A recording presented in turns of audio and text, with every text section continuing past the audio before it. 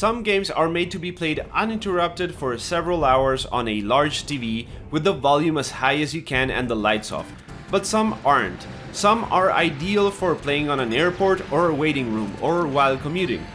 Games that you don't mind interrupting, that don't require constant attention all the time, and that are easy to pick up and play because you don't need to remember where you were going or who you had to talk to. This is a list of those games. But before we start, there are other criteria that I think games on this list needed to meet to be able to truly recommend them. First, none of these games drain your battery too much during gameplay, making them ideal for portable play. Second, they are all relatively cheap. They are less than $30, because recommending stuff like Mario Odyssey or Breath of the Wild would be too obvious.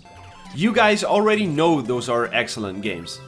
Third, none of these games are too dark. Some games like Skyrim have areas that are so dark that it's impossible to play them out in the open or in brightly lit areas. And lastly, of course, all of the games I will recommend are truly great games. So let's get started.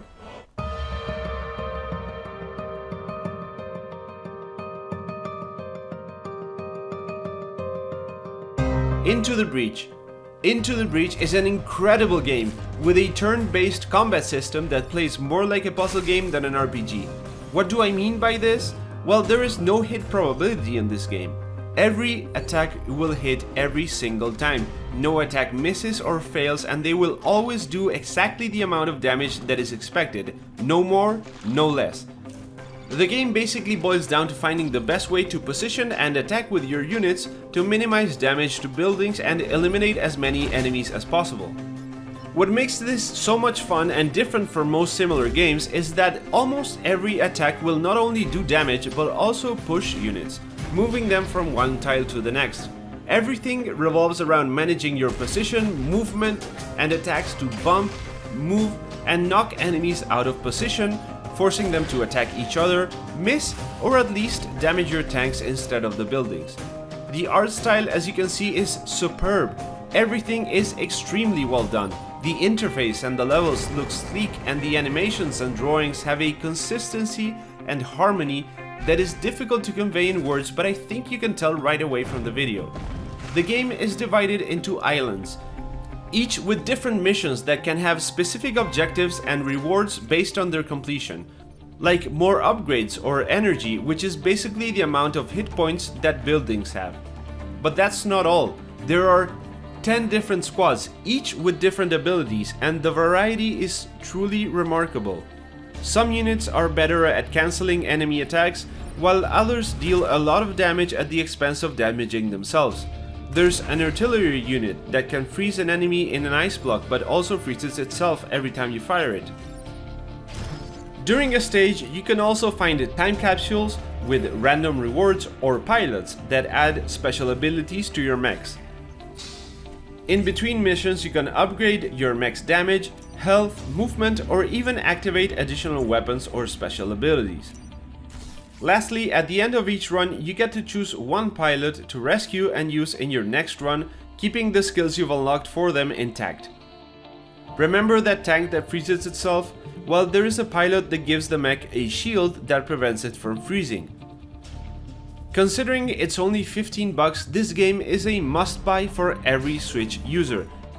It offers countless hours of gameplay, and it's polished to perfection. The music is fantastic and the interface is extremely well done. With the press of a single button, you can see all the information you need, always.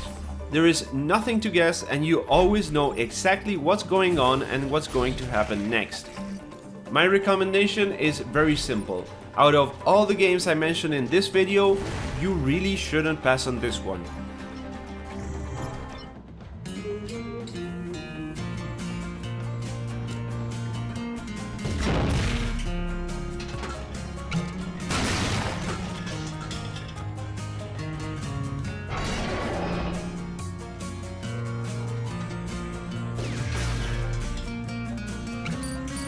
Steamworld Heist. From turn-based combat on an isometric plane, we move on to turn-based combat in a 2D plane with weapons that you have to aim. Steamworld Heist puts us in control of a group of space robots fighting against outlaws and a tyrannical empire as they struggle to find some peace and quiet in their corner of the universe. The game has randomly generated levels and combat that takes place between several floors inside a spaceship, with obstacles such as barrels that can be used as cover. What I find best about this game is the gameplay. The story and dialogues for me are kind of secondary to everything else.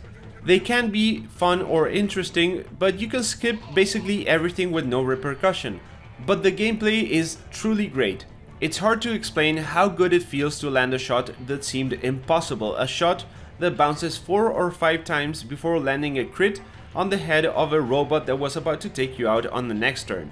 There are weapons of all types, with and without laser sight, explosive, single or multiple shots, shotguns, SMGs, revolvers. Each team has different skills, like healing an ally, being able to fire twice if they haven't moved, or becoming immune to all damage for one turn. They also handle different weapon types, so knowing how to build a team that synergizes both in terms of skills and weapon picks becomes crucial on harder difficulties. The game encourages you to try different team compositions and weapons by having to deal with a decent variety of enemies that force you to change the way you play the game as you encounter them. In each stage you must gather water, which basically works as the in-game currency, and there's a chance you'll find weapons and equipment. Unfortunately, inventory space is pretty limited, which means you can spend a lot of time selling older weapons and items in order to make room for newer and better ones, but it could be worse. You can replay each stage as many times as you want, which is pretty important since experience doesn't carry to unused teammates, which means repeating levels is absolutely necessary if you want to keep their levels even across the board. Unlike Into the Breach, there isn't that much variety in team composition, but you do get somewhat elaborate backstories for each one. So if you want more story and color with your turn-based combat, you really can't go wrong with this one. It's currently at $20, and I really recommend that you check out the other games from Image and Form. Steamworld Dig 2 and Steamworld Quest are both excellent titles that I could also easily recommend.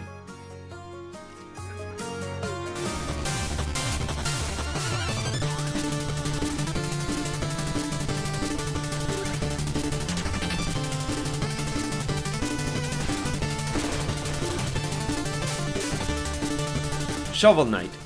In case you've never heard of this game, let me tell you everything that you need to know. This is probably the best 2D platformer ever made after Super Mario World. It's an absolute masterpiece that takes clear inspiration from games like Mega Man with an art style that resembles 8 bits, but actually looks much better than the NES games it's inspired by. It looks the way you remember those games looking and not the way they actually do, which is far worse. Shovel Knight has it all. It has Super Mario 3 style overworld, a good variety of enemies, and a Mega Man style boss fights. There are upgrades for the main weapon, armor with different perks, special weapons, secret rooms, bonus levels, everything. Out of all the games on this list, this is the one that offers the most amount of content. It has 3 separate campaigns, which are basically 3 different games with different character movements and attacks and stories. The stages are similar across all of them, but they are tweaked and changed to better suit each playable character, and they do feel and play quite differently. It's not a hard game, but it's not easy either. There are some parts where you have to be pretty precise with your movement, but it's one of those games where you reach a point you can't seem to beat, and you try and try again and again until you get frustrated, you quit, and the next day you beat it on the first or second try. This is one of the best and most entertaining games I've played in the last few years. By now, it's available on pretty much everything that's capable of running a game since it's become quite popular. I especially recommend it if you enjoyed playing Mario or Mega Man as a child. It's also one of the most expensive games on the list, but it's worth every single penny. It's currently at $25, and I forgot to mention it has a co-op mode, and there is another campaign coming this year, so it's basically 4 games in one. You really don't want to miss out on this one.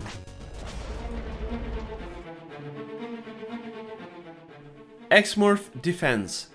This is a game I covered in another channel not too long ago, and you're actually going to look at mostly footage from that video since I lost all my raw captured gameplay. But anyway, XMorph mixes two different types of game, tower defense and shoot 'em up.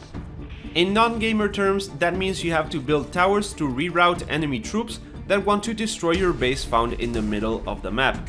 After the construction phase comes the attack phase, in which your defensive towers try and destroy the enemy troops, and you have to help them by shooting at the enemies with your ship. Not only is this a really good tower defense game, it also has some unique gameplay mechanics to it that makes it stand out. The maps are dynamic, with buildings and bridges that can be collapsed to kill enemies or face them to take another route. Some stages have bosses that are these massive vehicles capable of destroying everything in their path, and that adds some nice variety. There are separate upgrade trees for the towers you can build and for your ship's weapons and skills, and you can respec your points at any moment to try different things and see how they work, which is really cool. The attack phases are pretty short, making it the ideal game to play in short bursts. But unlike most of the games in the list, there is not much replayability other than varying difficulty levels and DLC, which I haven't yet tried. XMorph is $20, and if you're looking for something that's a blast to play and strays from more classic genres like platforming, you really shouldn't look any further.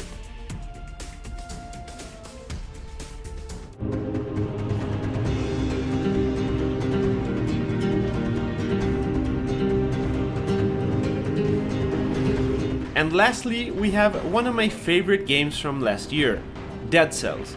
Probably holding the number 2 spot between God of War and Spider-Man, Dead Cells is a platformer that is best described as a mix between Prince of Persia and Doom.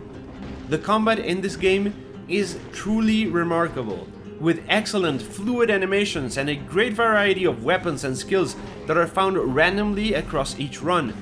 Each stage is randomly generated, but they each have a very defined style and feel to them, and not just in terms of aesthetics and the enemy types in them, but in how they are structured.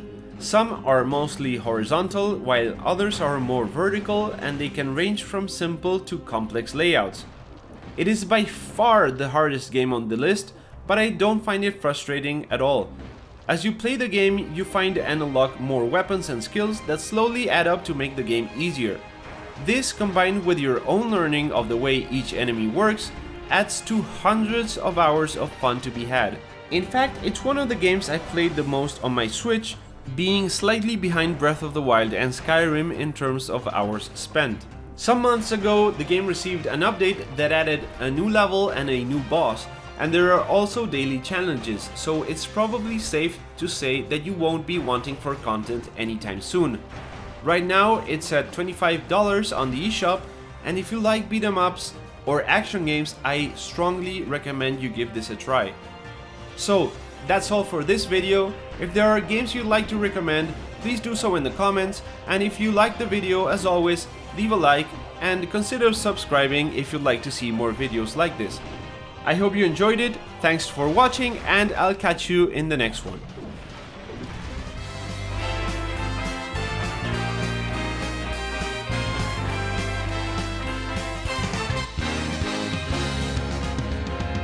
Here we go, off the rails. Don't you know it's time to raise our sails? It's freedom like you never knew.